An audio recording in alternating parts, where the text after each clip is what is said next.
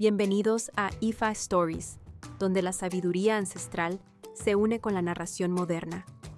Adéntrate en el mundo sagrado de Ifa, el sistema espiritual yoruba, donde cada historia encierra el poder de la adivinación, el destino y un profundo conocimiento cultural. Acompáñanos mientras desvelamos los misterios de los orishas, las fuerzas divinas que guían nuestro camino, Orunmila, los irunmoles y muchos más.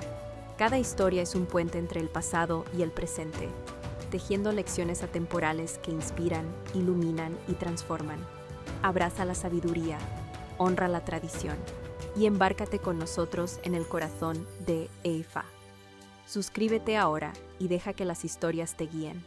Para explorar historias yoruba completas, enseñanzas de Ifa y sabiduría ancestral, visita nuestro sitio web www.ifastories.com. Da un paso en el camino sagrado para acceder a más recursos e información. Los tres hombres que se pedían la cabeza. Historia. Eran tres hombres que se pedían la cabeza. Un día se visitaron para fajarse. Uno de ellos fue donde Runmila, quien le hizo Evo.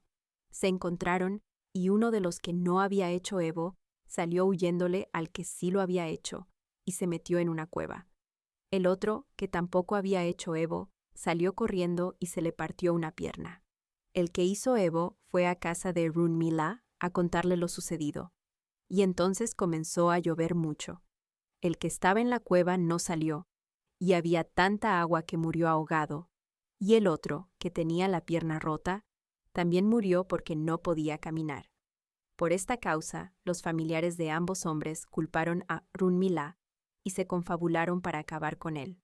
Pero Runmila les dijo que tenían que hacer Evo para que se acabara la guerra y las pérdidas. Así lo hicieron, y todo tuvo un final feliz. Runmila recogió mucho dinero,